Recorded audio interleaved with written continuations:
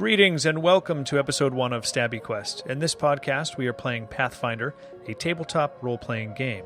If you are not familiar with Pathfinder, it's a lot like Dungeons & Dragons. I'm Forrest G. Emerson, and I will be your host and game master for this campaign, in which 5 of my closest friends have agreed to don the mantle of imagination and step into the world of Golarion as a hero. The adventure on which our heroes are about to embark is a mix of official and custom content. As most GMs do, I am taking many liberties.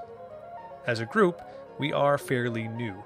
Not to the genre per se, but to the rule set and the roles we are inhabiting. That said, stick with us. In each episode, we get a little bit better, and I try to go back over what we messed up so the group learns from missed rules and missed opportunities. We are using a program to manage character sheets in order to simplify and streamline the experience.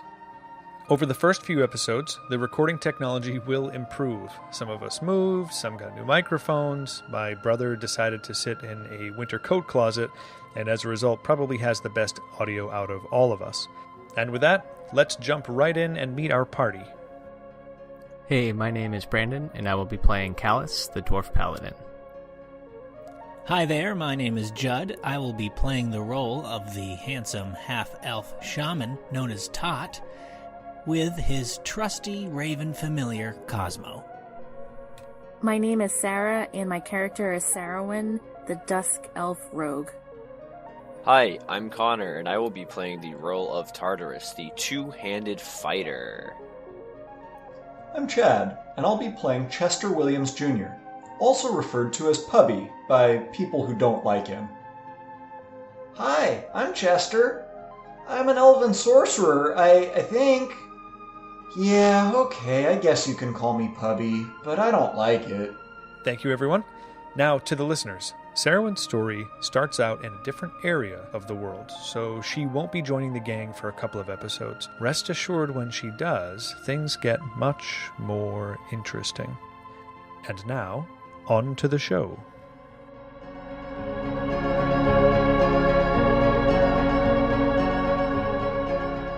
You all find yourselves in the town of Sandpoint.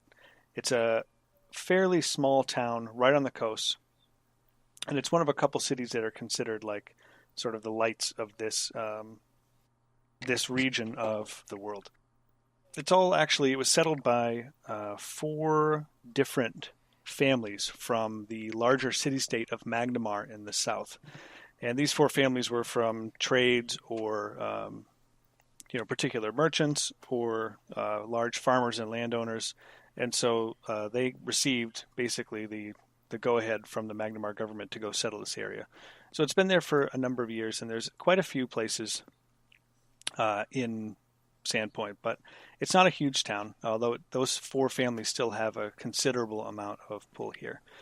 And as of late, there have been some bad things, and before this, maybe 10 or 15 years ago, they just referred to that time as sort of like the uneasy events or the unpleasant events that had happened. But most people don't really talk about that period. But there's enough action in the area that it sees its fair share of people from the Pathfinder Society, which is sort of like a group of mercenaries doing odd jobs and that kind of thing. So you find yourself in the hall where the Pathfinder Society people tend to gravitate to find work or adventure. And there are a couple of other groups in here, but there's not that many people. There is a caller in the hall, and the caller is an organizer of people who may band up here. Maybe they came solo. And so he's standing up. He's a sort of an older fellow. Doesn't look terribly gruff, but he's in probably his late 40s, early 50s. And he's just doing some paperwork up on the side. So you're in this room all together. You've all come here from various places. At this point, I am sort of assuming that you guys don't know each other very well, if at all. Okay. Yeah, that's true. I don't know anybody. Okay. So in this room, as I mentioned, there are a couple of different groups sort of seated around tables, various around the room. There's the fellow up at the front, and a couple of boards on the side that have like these, if people were missing or whatnot, or different like things tacked up there for various people who may want to peruse them. Cool. Okay. So I know I would absolutely like to go to read the bulletin board thing. Okay. So on the bulletin board, there are a couple of posts. Some look pretty menial. Some look like guard duty. Some look like they might have a little more treasure or adventure. And you see a few. One is a request to go get some books. That doesn't look terribly fun. And Brendan, while you're looking at this, the guy in the front, the older fellow, calls out and says, "You there, dwarf? You looking for work?" So I'll walk up to him. I'm not Okay. going to yell across the hall. All right, so you walk up to him and he says, "I've got something that needs doing on the sooner side of things. This one's a little more urgent. You're up for a little adventure? It's not much. It's just going to track down some people who should have returned already." Does it pay? Is there any sort of reward for such a task? Of course, there's a reward. There always is, isn't there? Yes, in fact, there will be some gold. Well, is it enough to eat for the night? He laughs. He says, "Yes, of course there is, provided you get back before the night is sets upon us." Okay, so I will ask him to kind of explain the situation. Okay, so he says, "A week ago, a couple of dwarven surveyors came into town, and they were asking about this old gold mine, which is close by. The gold mine's been shut down for quite a while. It had been abandoned after there was an earthquake and part of the mine was collapsed. But the surveyors wanted to see if the old tunnel could be stabilized to get some more gold out, and they were going to come back to the town, and they were going to pay Sandpoint for the rights to the mine.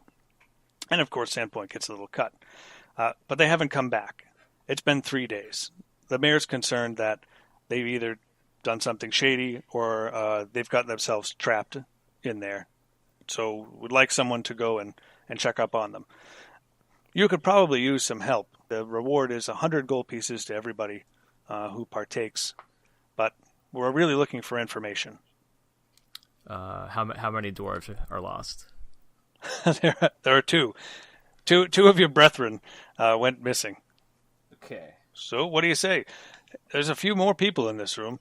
Hey, and he yells out to everybody else and says, "Need some more for a job, need some more. This dwarf is going," vouching for you, even though you haven't agreed. I roll my eyes at him. He smiles a little bit. I'm over. Is there a bar? Is this like a tavern area? You're actually not in a tavern. You're in sort of like a guild hall. Oh, a guild hall. So there are some like tables around the sides. There's like a area that has been like built up. So there's like where you might see tables in a restaurant or like higher than the floor, and around the back, and then the sort of the front desk and what I guess you would say looks almost like not quite a courtroom or an auction house on the other side of the wall, someplace where there's like it's also lifted up, and there's kind of a banister there that goes across where they call out for different jobs. All right, and that's where this guy is. All right, so I guess I'm looking around, and I'm just gonna. I don't really know. I'm kind of like not really. I'm kind of a cautious person, so I'm just gonna like. I see that he's, the old guy's looking for people, but I'm not gonna raise my hand yet. But I'm eyeing the situation, because like. Okay. That's what I do. I'm gonna stand up and I'll walk on over to the dwarf and I'll inquire about what the situation is. Just kind of ask to repeat kind of what's going on. Okay, so you walk up and the old gruff guy goes, "Oh, I knew I could get somebody else in here. 2's not bad. I don't know what you'll run into out there, but you could probably use at least another person." And then he progresses to tell you exactly what he told the dwarf. So I'm slumped in the corner, kind of disheveled looking, and I stand up and wander over to the guy, and I'm just standing in front of him, kind of staring blankly and sort of wavering gently. But I don't say anything. Just like slowly back and forth, or like side to side. Yeah. Upon seeing this dude approach, can I instantly cast Detect Evil on him? Yep, you can. On Chad's guy. You place it on Chad's character, and nothing really seems to happen. Okay. He doesn't really glow. He Just checking. Just checking. Just trying to be in prepared. fact, he looks less shiny than he did before. After that. Okay, so basically, the guy at the front is just sort of looking at you expectantly now, Chad.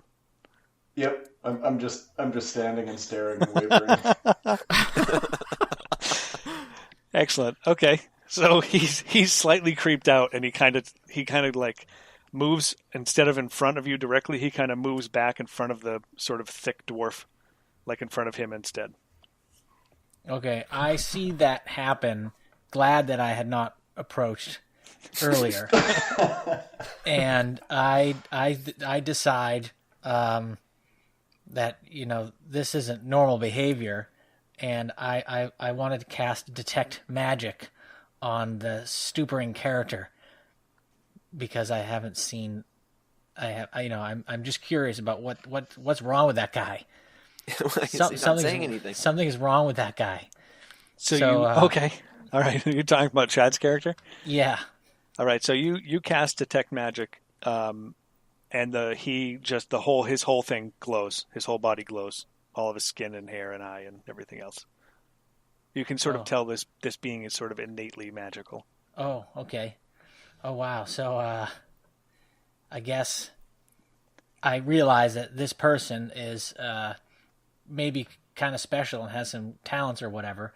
And so okay. I slowly approach and say, hey, Guildhall guy, you friend, I guess I'll go. I don't have anything to do. And so I say, oh, okay, this guy has some skills. If he's going to sign up with this other guy, hey, maybe, So you think your chances are fairly good? Yeah, because, I don't want to go it alone. Okay, so you walk up, you address the guy, and he goes, well, okay, it looks like there's 4 of you. 3 elves and a dwarf. That's the name of your adventuring party. Good luck with getting a record deal that way. And you're just going to have to... I'm only half elf. Okay, 2.5 elves and a dwarf. Great. So he hands over some papers to you, and you have to basically sign your names on this paper to let them know that you've taken the job. Okay, here I comes don't know if you can hear this. Oh yeah, nice. That was nice. Good. Some scratch. Now, good. Where Nice does job. the human come into the elf part, the elf band? The elf band. He's clearly a backup singer. There you go. Okay. The one person with the tambourine that like everyone wishes would stop. He's that person. That's me. Oh yeah, I'm sorry, you're not an elf. I was kind of looking at that. I was like, Yeah, wait a second. thank you. I was like, So well, we that's got- how this works. Like an elf and Yeah, a so- human get together. Yeah, They yes, make that is a exactly half-elf. how that works. So there's 1.5 elves, 1.5 humans. So the races are, and you guys are experienced enough to know there's 1 dwarf, there is 1 half elf, there is a human and an elf. And the elf, right? Chad, you're an elf, if I'm Yes. not mistaken. Okay. Yep. So and Chad's elf is the glowing one, but only to Justin's character. Yeah. Cool.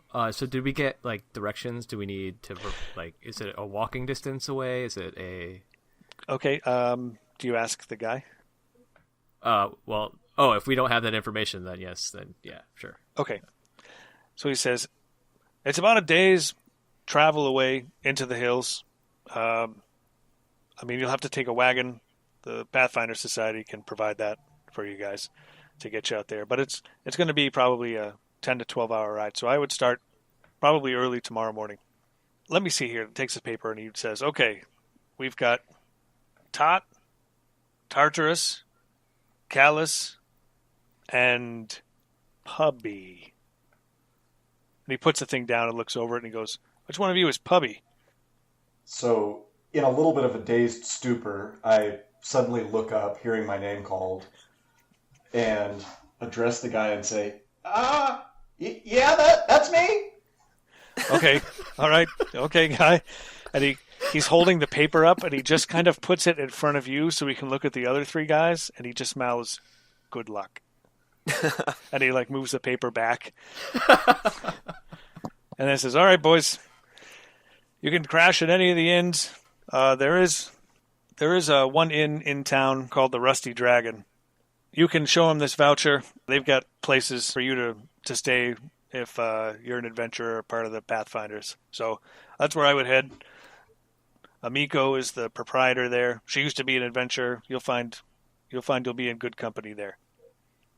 And then come back here in the guild hall tomorrow, and we'll get you all squared away. Okay.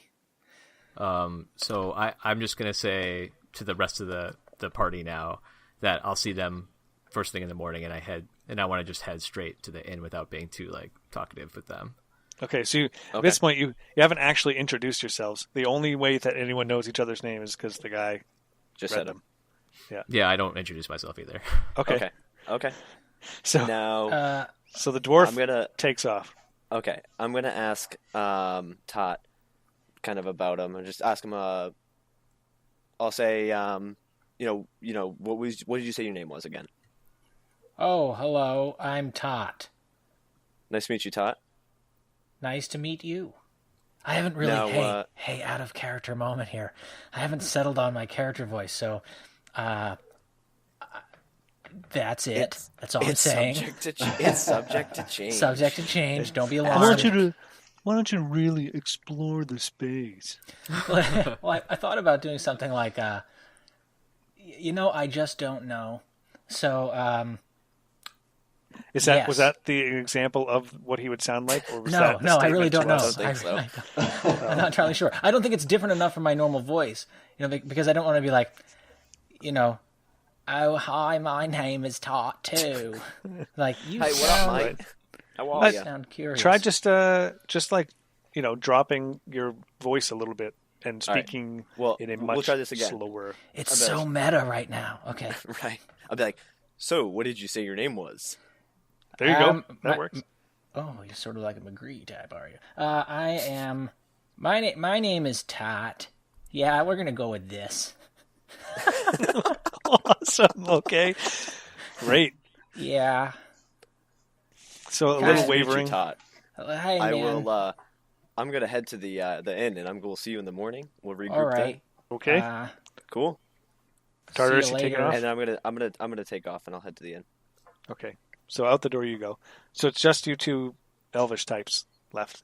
All right. I address Chad's character and say, "Hey, are you feeling all right?"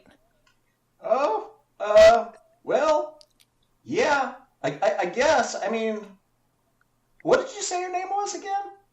Oh, right. My name is Tot. What's your name? Tot. Well, Chester Williams Jr., but people that don't like me call me Pubby. Okay, Well, what would you rather have me call you? Uh, Well, I don't know if I like you yet, so maybe I'll just call you, I guess, Chester for now. oh, hey, you're nice. I like that. It's nice to meet you, Tot. Let's head back over to the inn and get a good night's rest before the adventure tomorrow, huh? Okay, I mean, I'll follow you because I'm like, I don't know where I'm going. Oh, me neither, but we'll find it, or we'll get lost. Either way. Alrighty. Cool. Well, All right. So let's you guys go to head out. that place now. Is there anything you want to do before you take off, or before you go back and get some rest? You can go to a pub. Rusty Dragon is a pub technically. Hit up a shop. I'm going to stop at the pub before I go to the inn first. Okay, Spend some there's time there. so you want to go to a different pub just because you know that the other 3 people you have to hang out with for 12 hours tomorrow are going to be at the Rusty Dragon. That's correct. I'm going to go to a completely different one. Awesome. Okay, you can go to the Hog's Head Tavern. Cool. I'm at the Hog's Head Tavern. Okay. I'm just going to be there. I'm going to spend some time there, just hanging out, playing some games, and just drinking. Cool. All right. And you elven types, what do you do? Anything different? I think, as I leave the guild hall, I look for any.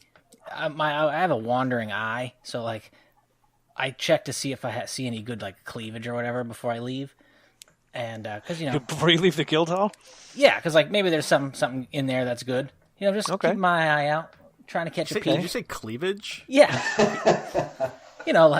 Maybe the if anyone's there with some cool battle armor that's a little bit revealing. Like, I don't know. I'm just looking. Oh, okay. I'm just making sure Just that's examining. what I heard.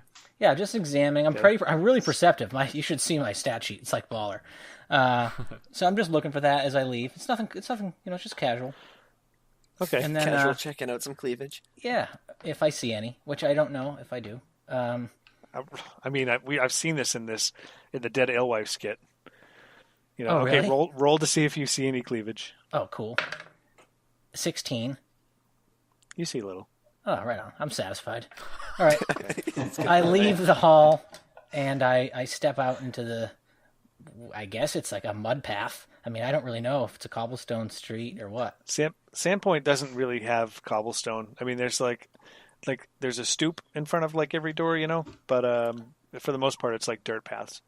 All right, so I step on the stoop, and I make sure to see if it's not like dirty or whatever. And so I maybe I don't want to step in a puddle, and so I'm just careful where I'm going, and I look left and look right, and I guess I'll go right, or maybe I try to find the inn, and hopefully my buddy's with me, Chester. Yeah. Is he there? Did he follow me out? Yeah, I'm like kind of shuffling like 10 paces behind you, Oh, okay. staring at the ground. Okay, so I wait there, Okay. and then I say, I mean, is there anything to do here? Is there anything, like, how much time what time is it? Do either of you have local knowledge skills? Yeah, I've got, like, a bunch of that. So I probably should know exactly what time of day it is. I'm looking at your character sheet. I don't see knowledge local. Yeah, it's a skill. Oh, wait. Nope.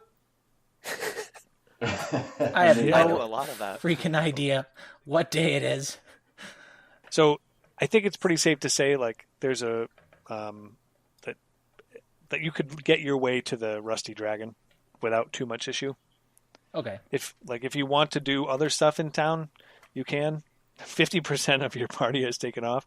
There is a theater, there's an armory, there's a town hall, there is Sandpoint. There's an old lighthouse that is not actually in in use any longer. And then there is like a little small island sort of to the north, but the western side of Sandpoint is like, and even up to the northern part of Sandpoint, it's like all ocean and beach. The southern part is all docks where the Sandpoint Harbor is, and then the eastern side there's a river that goes up along to almost north. So you're on like a peninsula that kind of juts out in various places, but there's like it's not a huge place, so there's not much things to do. There's probably like maybe 100 buildings total, including homes in this town. All right. And it's like about noontime, we'll say? Like, I Yeah, don't know. noon, sure, lunchtime. Okay, so we've got some time before we have to head out. But, I want to get Yeah. a good night's rest, too, for sure. Okay, yeah, you guys you probably figure that you should leave like easily before daybreak tomorrow. Okay, so I guess I'd like to go to the theater. Okay, you go to the theater. I'm gonna go back to the Rusty Dragon. Okay, cool. So the morning comes. You guys all reassemble at the hall. You get packed up, and the old gruff guy comes back over because you're not sure that he actually has a home. He just stays here all the time. And he says, "Oh yeah, there was one more thing, boys. If the dwarves, in case the dwarves are thieves and they are trying to steal the gold and have been, I'm going to deputize you so that you can bring them back. I know we only wanted information, but if it turns out that they're up to something illegitimate, why don't you see if you can capture them and wheel them back here?" The And then dwarves that we're sending in to look for? If the dwarves, he's basically saying if the dwarves that you're supposed to go look for have actually been stealing, Oh, I gotcha. All right. then that money hasn't been paid to the town yet. They were going to just sort of look at it first, figure out if there was still some gold or they could fix a tunnel, and then if they couldn't, well, who knows, they would move on. But if they actually figured out they could do it and they've been stealing, then this guy, who actually has not introduced himself, he says, "Oh, you might be wondering how I'm deputizing you. My name is Hemlock, Belor Hemlock, and I'm the sheriff here. I run the Pathfinders Hall on Tuesdays." I was going to say, I wasn't. I'm not questioning this. You had no worries at all. Yeah. How this random guy who's not even introduced himself is like, "You're a deputy now. Here's a little He's pin." like, by the way. Okay, so he basically gave us authority to arrest them if we see Yep. fit. But Okay, I on gotcha. in the jurisdiction of Fairpoint, Pint. What is it? Sandpoint. Sandpoint. Okay. All right. So you guys all take off. Packed up What do we have a carriage or something? You said. like a horse-drawn cart, but the horse is actually like a donkey. That's not yet at the glue factory stage, but you think maybe in like Fair another enough. year he will be. Well, without like asking permission, can I just like make myself the driver? Oh yeah. All right. So yeah, you just immediately when the cart's ready, you just get up in front and grab the reins, and then you just look at the other three. Okay then. Okay, I guess I'll jump on the carriage. I call the back. Shock on the back. Cool. And then I say, damn it. Okay. And Nice. I say So you're you're- all in the back. Which is true. Okay, and now here it goes. The cart is starting to wheel away. So yeah, I take us along toward. I'm assuming the directions wherever we heading towards the cave. Okay. How far is this? Up. How far are we going? I will turn this cart around so fast. How? It's a- Are we it's there about yet? So it's about a day's ride. Chad, did you actually get in the cart, or are you like running, like weavering behind it? As I you- was going to ask that. That's what we're waiting for.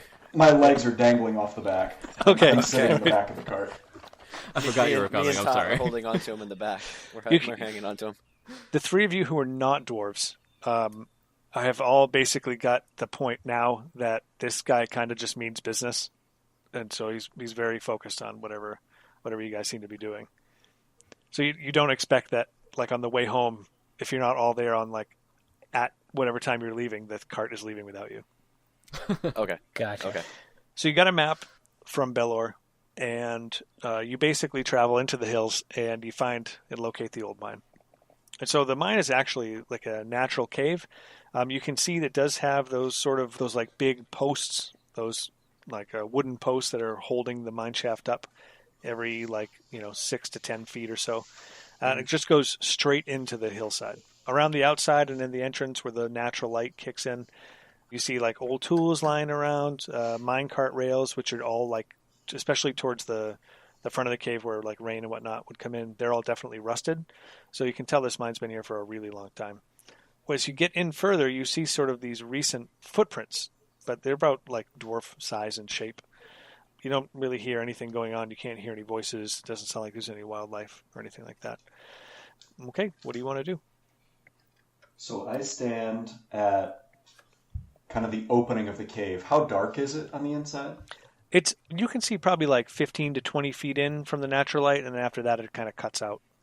Okay, so I'm kind of standing there just wavering as I do. I cast Dancing Lantern Okay, to create a lantern.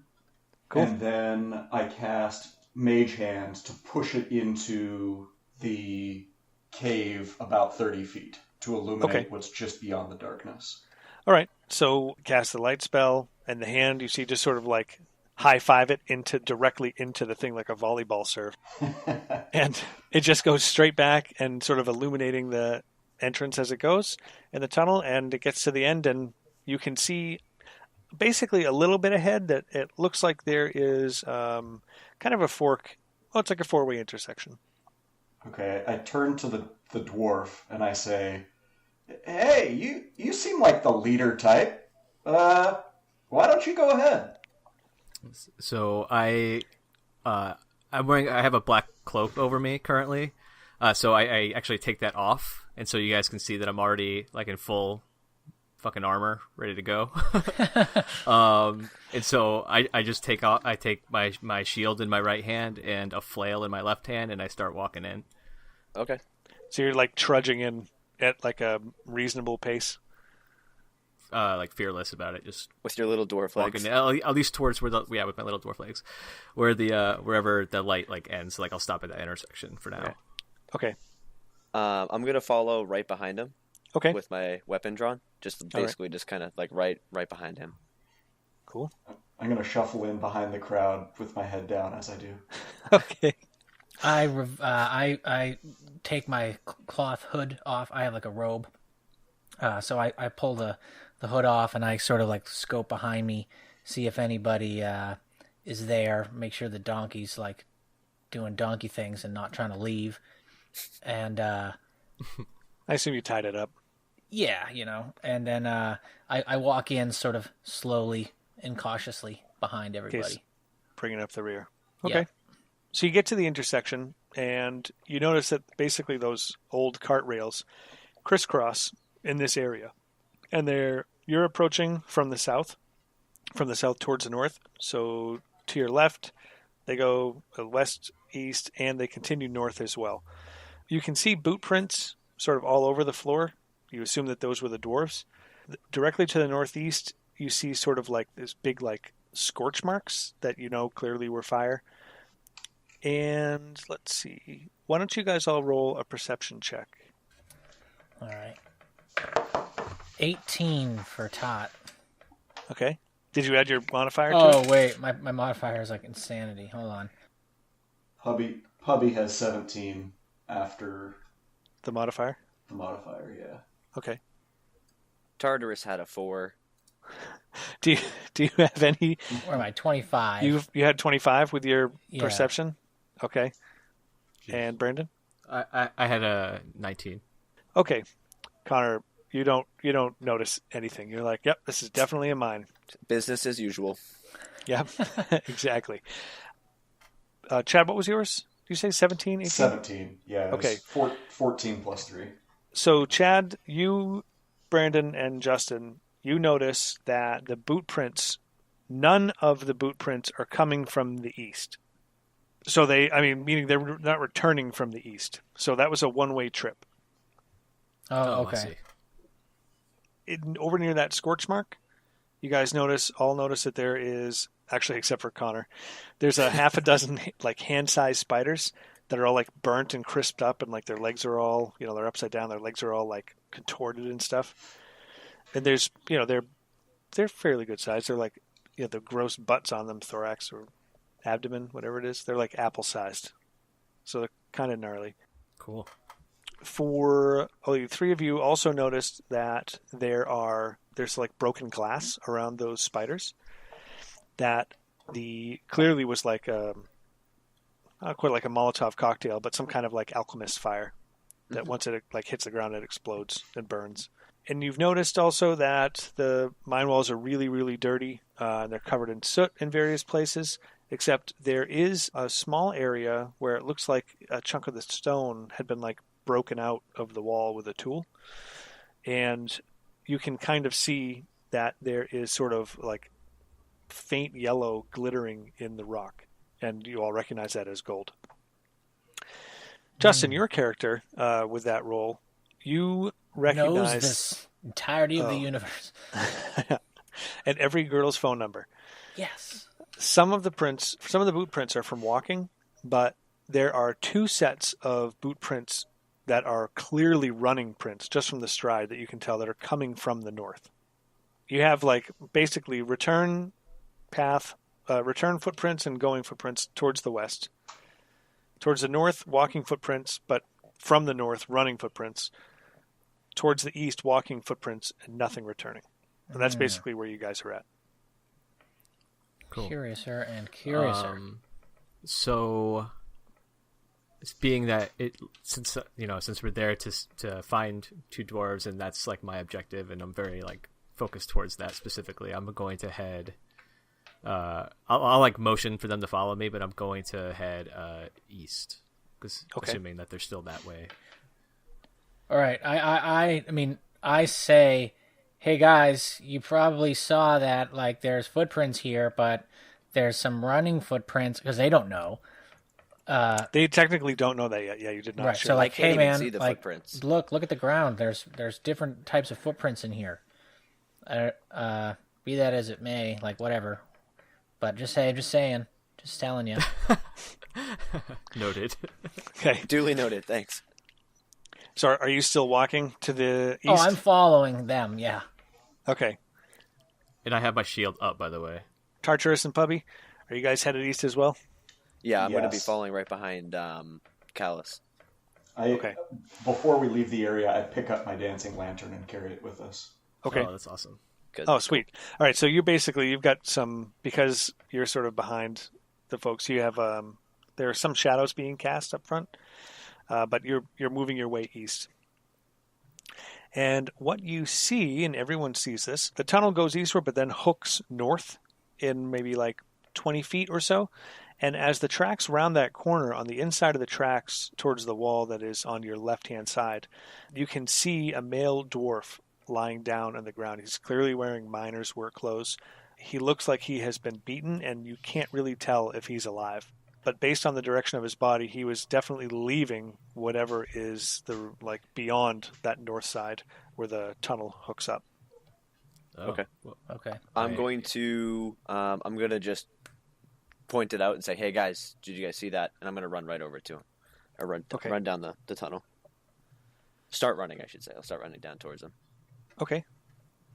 cool. Yeah, Rest of you guys? I'm gonna go as well. Okay.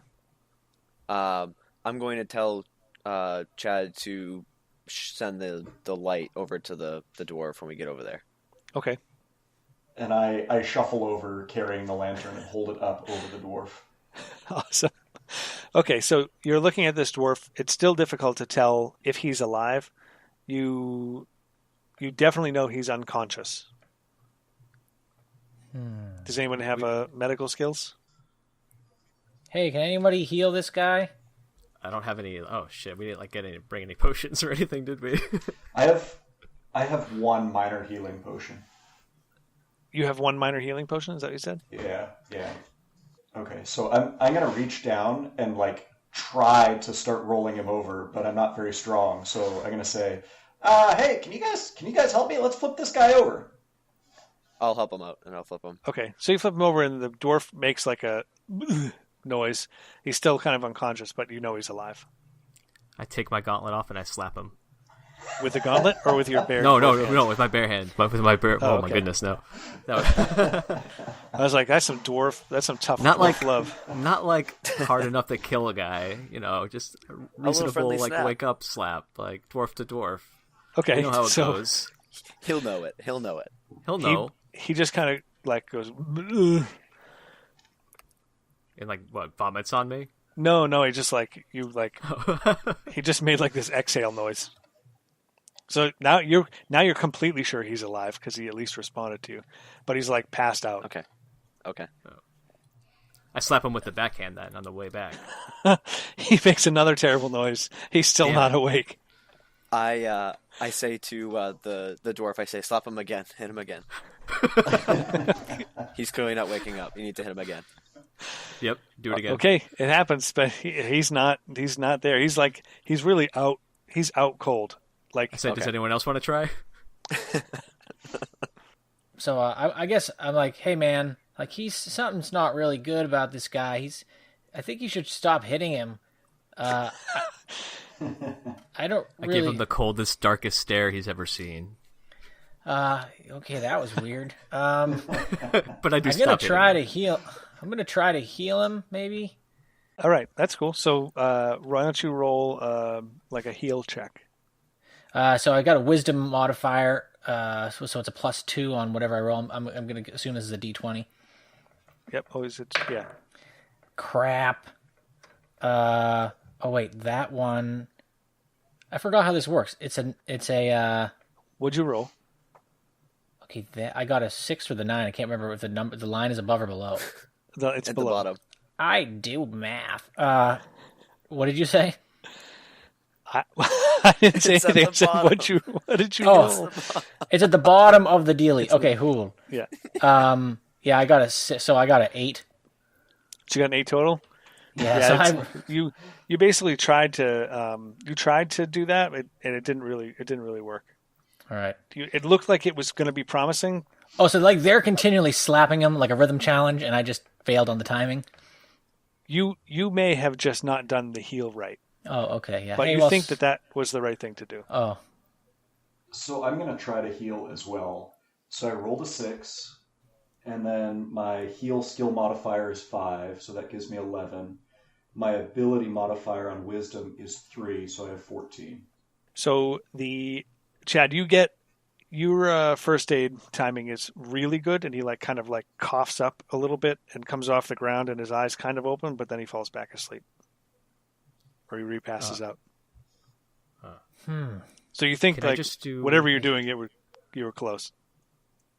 Can I just do a perception on him to see if there's a obvious wound or something? What is wrong with him? Yeah. Is he stabbed somewhere? Is he bleeding from somewhere? Where is this injury?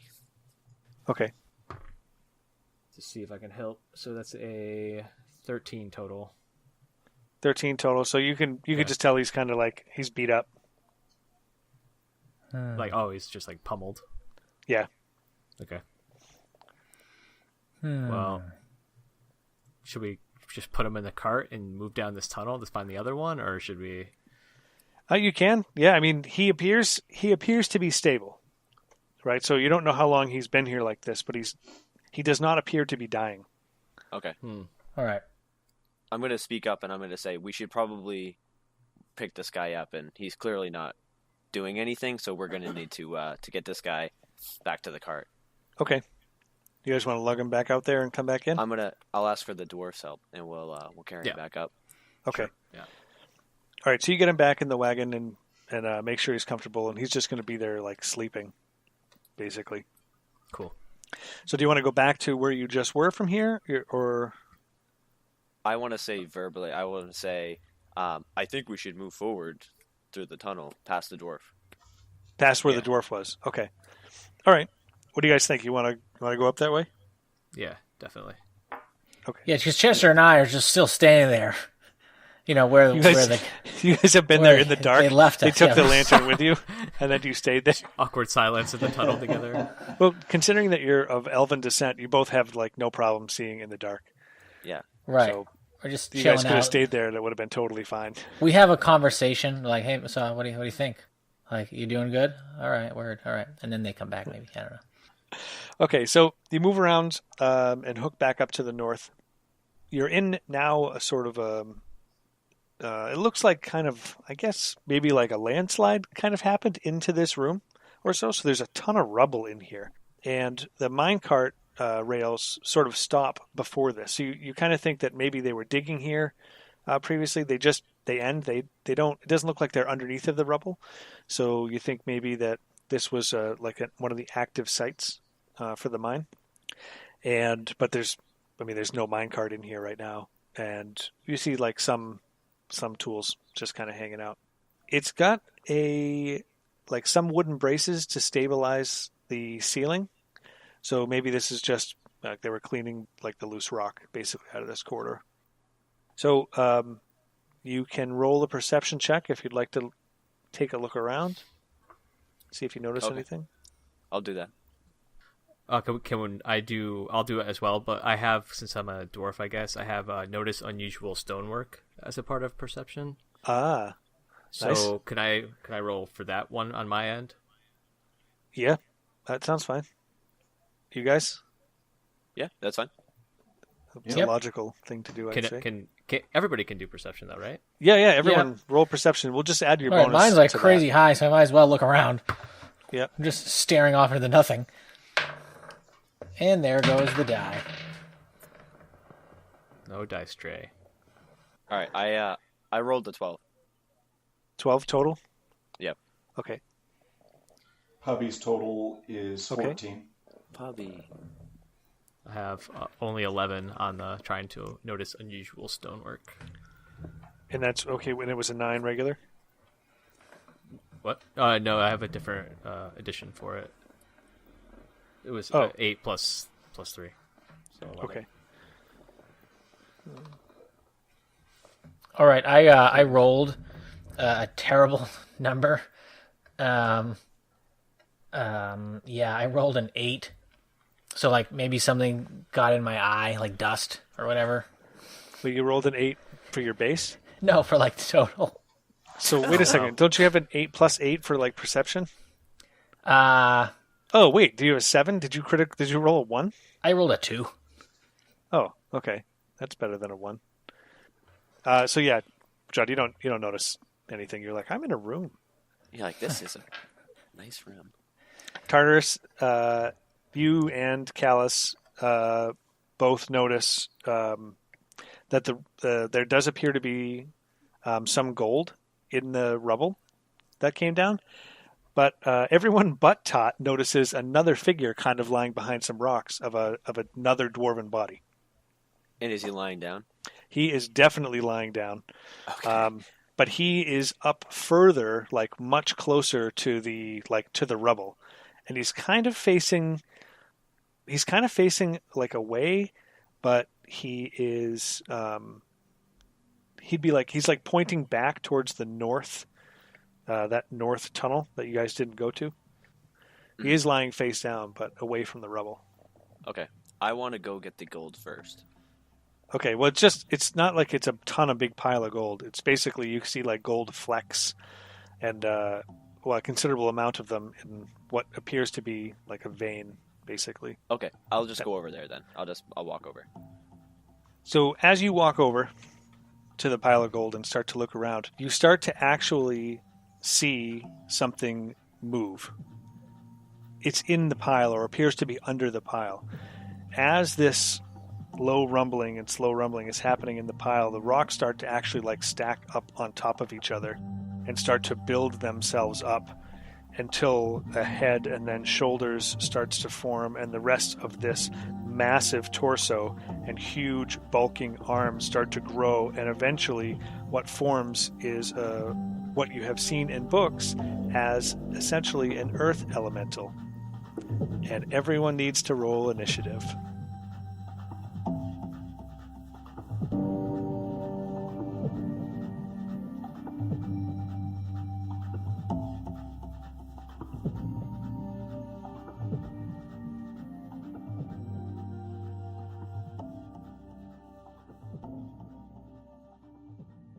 That's it for episode 1, folks. Be sure to follow us on Facebook, Instagram, and Twitter. That's at StabbyQuest for the latest StabbyQuest news, which can also be found at our website, StabbyQuest.com. Our players are Justin Emerson, Connor Kern, Brandon Marion, Sarah North, and Chad Rogers. Your game master is yours truly, Forrest G. Emerson. StabbyQuest is co-produced by Brandon and me. Original artwork is by Justin Gray. Yes, the Justin Gray, artist of the Adventure Zone official art. He's a brilliant artist, and his style fit us perfectly. I think we might be the same age, so he draws a bunch of stuff that I like. It was an easy match. Check him out on Instagram at burn.to.build and Twitter at burn2build, or at his website burn2build.com. The music at the end of this episode is called Cheerweed by Rodelius. Hans Joachim Rodelius and his super cool music can be found at rodelius.com. That's ROEDELIUS.com, and across social media channels as well. See you all in episode 2.